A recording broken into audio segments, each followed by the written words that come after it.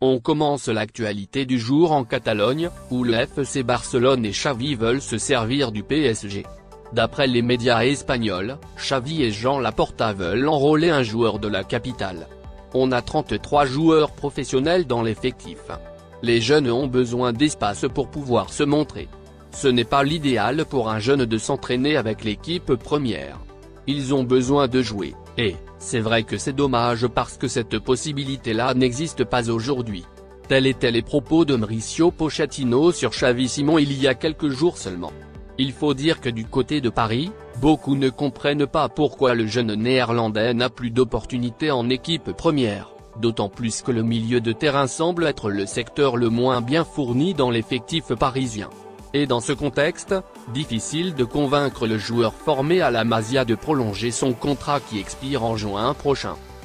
Et en parlant de la Masia, justement, d'après la Cadena SER, le FC Barcelone est chaud pour le faire revenir. Des rumeurs avaient déjà vu le jour ces derniers mois, mais cette fois, ça semble bel et bien se confirmer, puisque Xavi Hernandez, le nouveau coach barcelonais, est très chaud pour le rapatrier. Il a certes d'autres priorités, mais il a dit oui au retour du joueur qui arriverait gratuitement, ce qui n'est pas négligeable au vu de la situation financière du Barça. Dans le même temps, on apprend aussi que Mino Raiola, l'agent du joueur, et Joan Laporta, le président catalan, ont discuté de son cas en avril dernier, lors d'une réunion concernant Erling Haaland. Toujours en Catalogne, où on apprend également que le joueur expérimenté de 38 ans Daniel Alves va faire son grand retour au Barça en sacrifiant une grosse partie de son salaire pour retourner au Camp Nou. Le retour de Daniel Alves à Barcelone semble marquer un tournant dans la politique du mercato du FC Barcelone de ces derniers temps. C'est une ancienne formule que le Barça utilisera pour payer son joueur. Lors de la première période de Joan Laporta à la tête du club, le Barça se caractérisait par le versement de salaires bas, accompagné de bonus importants.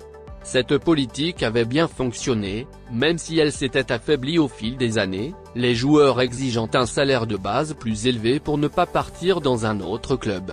Afin d'accepter le retour de Daniel Alves, Joan Laporta a adopté cette stratégie salariale.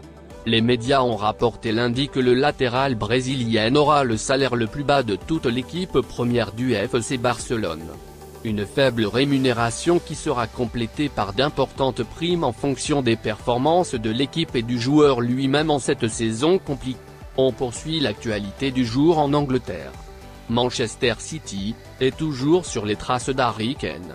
Après l'échec de son transfert cet été, les dernières informations indiquent que les Citizens feront une nouvelle proposition en janvier. Tout au long de l'été dernier, Manchester City a tenté par tous les moyens de faire signer Harry Kane. Cependant, l'insistance de l'équipe de l'Etihad Stadium et ses millions n'ont pas suffi pour que Tottenham accepte de vendre l'international anglais.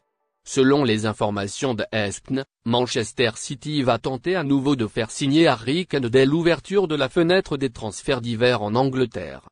Selon le média précité, on pense qu'une grosse offre en janvier ferait reconsidérer la position de Tottenham, dont la santé financière a été fortement impactée par la pandémie.